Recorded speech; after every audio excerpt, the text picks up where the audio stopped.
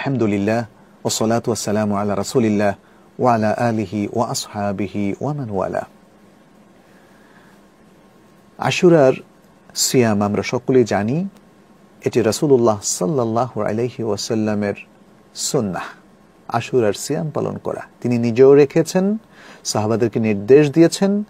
রমাদানের সিয়াম ফরজ হয়ে যাওয়ার পরে আশুরার সিয়াম এর ফরজিয়াত আর থাকলো না, সেটা সুন্নাহ হিসাবে বিবেচিত হতে শুরু করলো এবং আজ পর্যন্ত আমাদের ওলামায়ে কেরামের ঐক্যমতে সেটি সুন্নাহ আমল হিসাবে বিবেচিত। এর ফজিলতের বিষয়ে আমরা আলোকপাত করেছি অন্য আরেকটি পর্বে। আজকে আমরা এই আশুরার সাথে তাসুয়া অর্থাৎ ৯ মুহররমের সিয়াম রাখা যে মুস্তাহাব সেটি তুলে ধরবো এবং তার দলিলটাও আপনাদের সাথে শেয়ার করব ইনশাআল্লাহ। আব্দুল্লাহ ইবনে আব্বাস রাদিয়াল্লাহু তাআলা আনহুমা তিনি বর্ণনা করেন যে হিনা সামা রাসূলুল্লাহি সাল্লাল্লাহু আলাইহি ওয়াসাল্লাম ইয়াউমা আশুরা ওয়া আমারা বিসিয়ামিহি ক্বালু ইয়া রাসূলাল্লাহ ইন্নাহু ইয়াউমুন তুআযযিমুহু আল-ইয়াহুদ ওয়ান-নাসারা فقال رسول الله صلى الله عليه وسلم فإذا كان العام المقبل إن شاء الله صمنا اليوم التاسع قال فلم يأتي العام المقبل حتى توفي رسول الله صلى الله عليه وسلم رواه مسلم সহিহ মুসলিমের হাদিস।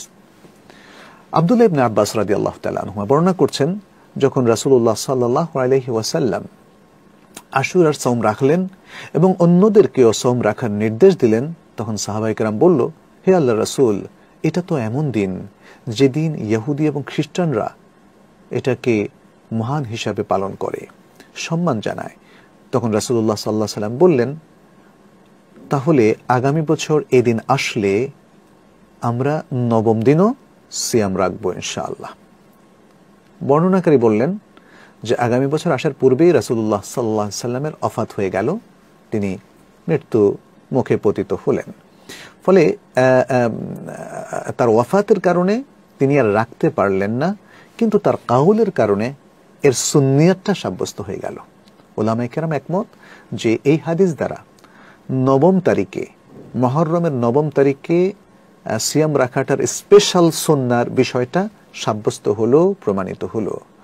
তাহলে আমাদের জন্য শ্রেষ্ঠ পন্থা হচ্ছে রাসূল সাল্লাল্লাহু আলাইহি ওয়াসাল্লাম সর্বশেষ ইচ্ছা অনুযায়ী আমরা যেন ৯ তারিখও সিয়াম পালন করি এবং তার আমল অনুযায়ী ১০ তারিখও সিয়াম পালন করি। এটাই হচ্ছে রাসূল সাল্লাল্লাহু আলাইহি ওয়াসাল্লামের কাউলি এবং ফেইলি হাদিসের দ্বারা সাব্যস্তকৃত সুন্নাহ। এখন একটা প্রশ্ন আমাদের সামনে এসে দাঁড়ায় যে রাসূল সাল্লাল্লাহু আলাইহি ওয়াসাল্লাম আসলে ৯ তারিখের সিয়ামটা কেন রাখার ইচ্ছা পোষণ করেছিলেন? এর উত্তর হচ্ছে, কারণ তিনি আহলুল কিতাব এর যে আকীদা, এর যে আমল, সেটা থেকে বের হয়ে মুসলিম উম্মার একটা স্বতন্ত্র ইবাদতের অবস্থান, স্বতন্ত্র সংস্কৃতি, স্বতন্ত্র আমল তিনি প্রতিষ্ঠিত করতে চেয়েছেন।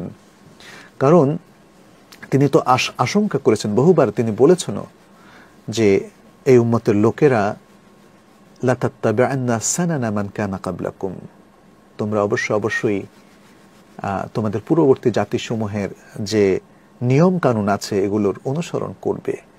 রাসূল সাল্লাল্লাহু আলাইহি ওয়াসাল্লাম সেটা নানাভাবে তুলে ধরলেন যে কতটা সূক্ষ্মভাবে এই উম্মতের লোকেরা পরজীবী হয়ে যাবে, নিজেদের স্বাতন্ত্র্য বোধকে হারাবে, তাদের নিজেদের আমলকে বাদ দিয়ে তারা অন্যদের কৃষ্টি কালচারকে বরণ করে নেবে। সেটা আজকের মুসলিম বিশ্বে তাকালেই বোঝা যায়।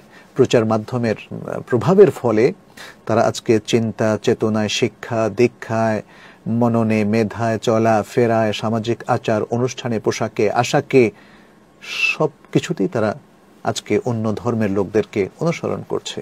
কখনো তারা হয়তো ইহুদি, কখনো নাসারা, কখনো অন্য পৌত্তলিক যে ধর্মগুলো আছে তাদের কৃষ্টি কালচারকে ধারণ করছে, এমনকি নিজেদের সামাজিক আচার অনুষ্ঠানকে তারা সেভাবে গ্রহণ করছে অথবা তৈরি করে নিচ্ছে, যে ব্যাপারে রাসূলুল্লাহ সাল্লাল্লাহু আলাইহি ওয়াসাল্লাম সবচেয়ে বড় অবজেকশন দিয়েছেন। এর অনেক দলিল আছে, কিন্তু এই যে ৯ তারিখে সিয়াম রাখার পেছনে সিগনিফিক্যান্স সেটাই, তাৎপর্য সেটাই। তিনি চেয়েছেন যে উম্মার লোকেরা যেন, মুসলিম উম্মার লোকেরা তারা যেন আসলে ইহুদি নাসারার থেকে একটু পৃথক আমল করে। তারা একদিন সিয়াম পালন করত আর আমরা ২ দিন সিয়াম পালন করব, এভাবে পার্থক্য সূচনা করা দ্বারা রাসূল সাল্লাল্লাহু আলাইহি ওয়াসাল্লাম আসলে ইঙ্গিত করলেন যে আহলে কিতাবের কৃষ্টি কালচারকে অনুসরণ করা যাবে না, ইহুদি নাসরাদের কৃষ্টি কালচারকে অনুসরণ করা যাবে না, বরং মুসলিম তার সহি আকীদা, পূর্ণ ঈমান, সহি ইবাদত, কোরআন সুন্নাহর সহি বক্তব্যের ভিত্তিতেই তারা আমল করবে। তাহলে আমরা বুঝতে পারলাম যে 9 মুহররমের সিয়ামটা এটা সুন্নাহ, এবং এটার পেছনে যে উইজডমটা, প্রজ্ঞা, হিকমা ছিল সেটা আমরা আলোচনা করলাম। আল্লাহ আমাদেরকে বোঝার তৌফিক দান করুন, এবং আমরা সকলেই যেন এই মুহররম মাস আসলে 9 এবং 10 তারিখের সিয়াম পালন করতে সচেষ্ট হই, সে আহ্বান জানাচ্ছি, এবং পাশাপাশি আল্লাহর কাছে তৌফিক কামনা করছি। আল্লাহ আমাদেরকে তৌফিক দিন, আমাদেরকে হেদায়েতের উপর রাখুন, আমাদের জন্য দিন পালনকে সহজ করে দিন। হাদা ওয়াসাল্লাল্লাহু ওয়াসাল্লামা আলা নবিয়িনা মুহাম্মদ ওয়া আলা আলিহি ওয়া আসহাবিহি আজমাইন। ওয়াসসালামু আলাইকুম ওয়া রাহমাতুল্লাহ।